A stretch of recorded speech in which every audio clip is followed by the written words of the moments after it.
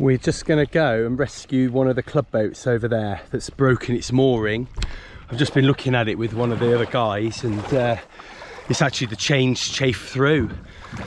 So we're going to go and tow it, and we're going to moor it up to a new buoy because we've got some weather coming in at the weekend. So I'm going to do that now. Those ducks came at right the wrong time. So we're just travelling back. I couldn't take any video. See the little blue boat there with the guy on top? That's Mike. We just had to rescue it. The mooring had just chafed through.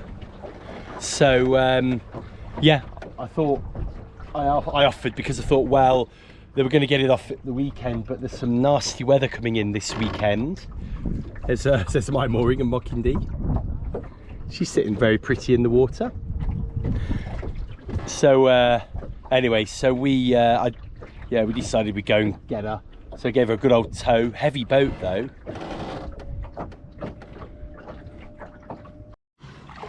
That's the thing about this place, there's always something going on. So we did see that blue boat there, the blue and white one, that was actually come ashore here. It was adrift. It'd broken from its mooring, so actually the chain had chafed quite deep and just given up. And it had just come adrift, fortunately only to here. So we decided to pull it off, and we managed to get it off with a bit of bouncing in the boats. We had the outboard on full power and we were fine. And we got her off, and then yeah, we took a couple of attempts to find the mooring buoy. But she's there and she's all moored up nice, safe and sound. So I like to see that. I like to see that. Had to take the mizzen down and everything because, you know, and the rudder's over there, I think there, yeah. So anyway, I think we'll have a spot of lunch and we will, yeah, we'll crack on. We've got a few more things I want to do, and then probably go for a quick sail. And home early this week because lots of things to do at home, and I've got to, yeah, I just got to be home, so I can't really leave here beyond 3:30. The sun is out.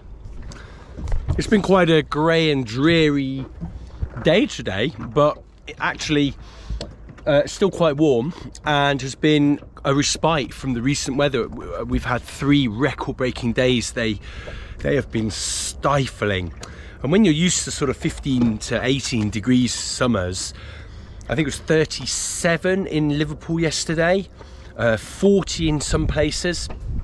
It was horrendous. You can't sleep. Oh, it's just horrible. I'm sure you get used to it, but you know, when it's only hot for that long, of course you don't get the chance to get used to it at all. So I'm glad we're back to sort of normal British summer temperatures now. The wind's picked up. I think there's a cheeky sail on the horizon. It's quite busy over the adventure centre as well, actually. It's nice to see for a Wednesday. It's Wednesday today, so it's a lot quieter on a Wednesday here. So yeah, I'm gonna have my lunch. You may have noticed half of which is spilt down my t-shirt, but hey, listen, no one can accuse me of not being real on this channel, so there we go. Today it's ham sandwiches, just a quickie because I didn't know if I was coming until really late yesterday. And of course Food of Kings, not quite Food of Kings, this is Edam with a bit of ketchup, not red Leicester cheese, which is the king of cheeses in my opinion. But I'm going to sit here and enjoy my lunch, and then we'll go for a sail. So I've just released the jib to test out the new little jib furling top part. I don't know what that's called now, but it actually unfurls really easily now. A significant change. I've actually ripped the sail here. I gave it a little tug here earlier, not realizing that it was still tied, and it ripped along the seam, so I've put a patch of duct tape there, Gorilla Tape for now. Seems to be doing the job, but I've unfurled the sail for a couple of reasons really. I'm hoping it's not going to get too windy now I've unfurled the sail. But I'm going to put, first of all, I've got my jib stick from Mockindi, And what I want to do, you'll notice I've put a little hook in here. Now I've made this hook a while ago, and it's actually lovely and all smooth. It shouldn't rip anything. And I've put it on the front here because the jib stick, when it fits over there, it should go here, so it won't get pushed off like that. Whereas if you have it on the side, let's just mimic that being on the side, it would go on like this, and then what would happen is it would go like that. So I've got it on the front. It also means I can use this for both tacks. And then what we'll do, let me just see if I can reach this line and just release the jib a little. So the jib wants to go out this side, so let's use the jib stick to push it out the other side. Whoop. So do this sort of thing, and then it will hook onto here. And then you'll see when you pull on the jib to get that nice and tight, let's just see if we can just get it taut. You'll see it's now pushing against there, and that's actually pretty cool.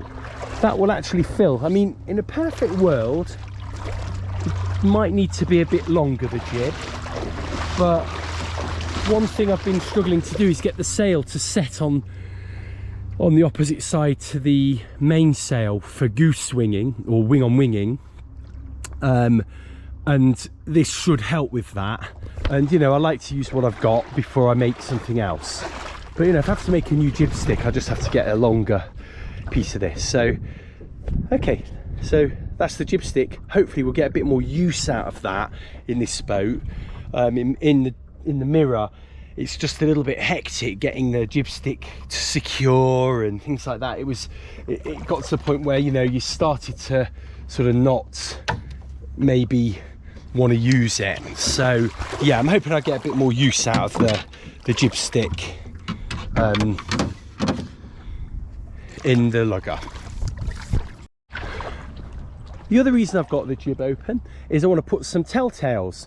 I've actually found the telltales on Mockingbird really useful, so especially on the jib.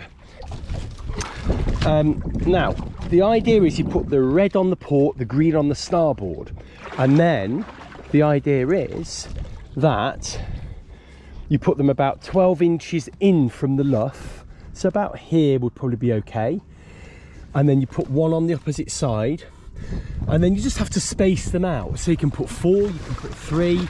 I think what we'll do is we'll put 3 on, and I'm going to put one about where it's useful, I would say here. So one about there, one halfway up, and one nearish the top. So there we go, there's 3 up there. Not quite equidistant, but they'll do. And there's the red ones on the other side, exactly the same.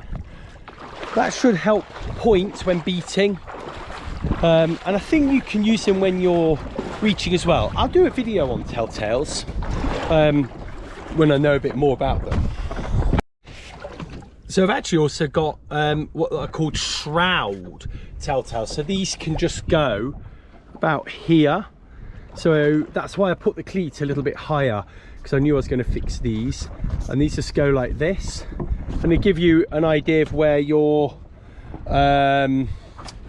wind is coming from. I'm trying to think of the actual name for it now, the apparent wind. So this will give you a bit of an idea of that. So they're the shroud telltales, doing their job already.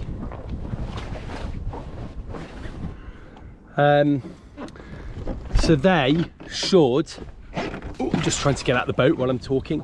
So they should give you an idea of where the apparent wind is. It's a very basic idea, whereas the telltales on the jib will tell you a little bit more about where you're pointing and if you're on or off the wind enough. I'm coming around to the back of the boat, and you can see there's a little bit of the fiberglass just split here and being a bit exposed here, a little bit there as well. And I want to fill those and just get them sort of sorted out and weather tight. I'm looking at the rest of the boat. There doesn't seem to be anything else like that. So I've actually got this. It's called 2-filler component with polyester fiberglass. And I think what I'm going to do is I'm going to mix that up and shove it in there. It dries really quickly. I was looking on the manual, but it's online. It's all in Italian, unfortunately. But we're going to try and mix a bit of this up. Yeah, dry in 20 minutes, sandable in, I think, 2 hours. So I think we're going to stick some on now, and then hopefully after about half an hour to an hour, we'll go for a sail, and we'll see if it, you know, stays in, I guess. So this is my phone holder, which I think proved to be completely rubbish down there. So I'm going to try and very gently remove this. The tape that it uses is pretty crazy stuff. So I'm hoping I can get it off. Let's see, and then I can use some different tape, hopefully. There we go. Oh.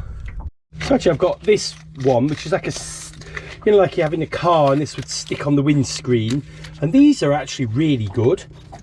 So I'm actually wondering if I could actually stick that more, and that would, has a lot more sort of adjustability. That might work. Maybe because we've got a cleat there already, maybe it will, let's do it that way, it'll be okay there. Let's stick it here, because this is just a you know, it's not a glued one, it's just a suction mount. That's what I'm looking for. So if it doesn't work, it doesn't really, there's nothing lost really. So that's a little wipe. And then it's got to always be careful of where you throw your rubbish. And then I'm going to try and tilt it up a little, put it there. I personally use these in the car, and they are exceptional pieces of kit actually. And then look, if we tuck it away a little bit, actually we don't need that, I've already got that one on. And then try and tighten that up as well. Oh, wrong way. Wow.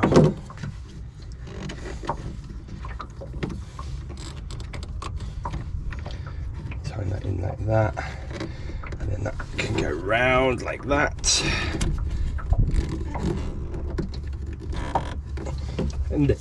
And then that can kind of click like that. So you can see we've actually it's upside down. I didn't realise the phone was on. So there you go. That's a bit better. So we'll try that and see if that's any better.